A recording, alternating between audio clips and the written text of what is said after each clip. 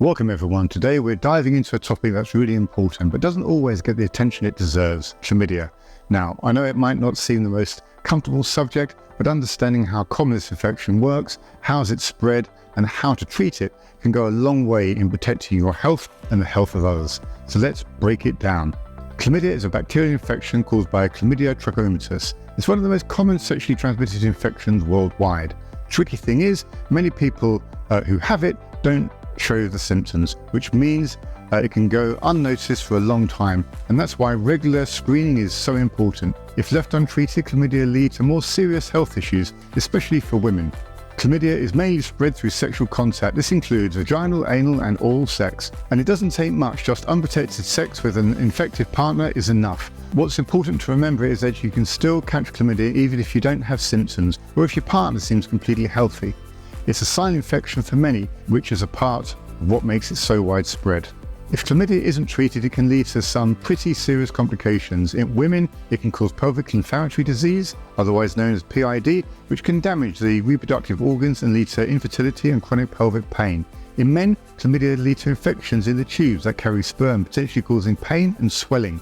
And for both men and women, it can also lead to long-term health issues if it's not addressed. Chlamydia can infect multiple areas of the body, including the genitals, rectum, throat, and even the eyes, although that's less common.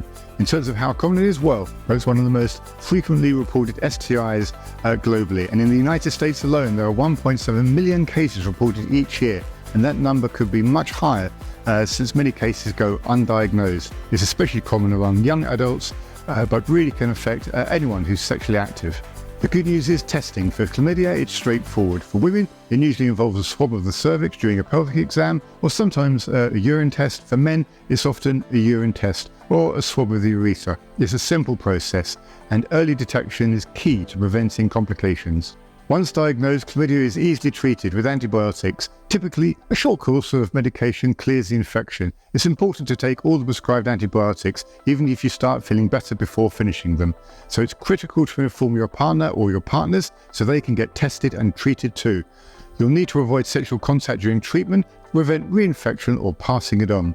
After treatment, it's a good idea to be cautious. Avoid sexual activity for at least 7 days after starting treatment, and make sure your partner is treated as well. In some cases, people are advised to get retested about 3 months later to make sure the infection hasn't returned. And of course, using protection, like condoms, can significantly reduce the risk of getting chlamydia again in the future.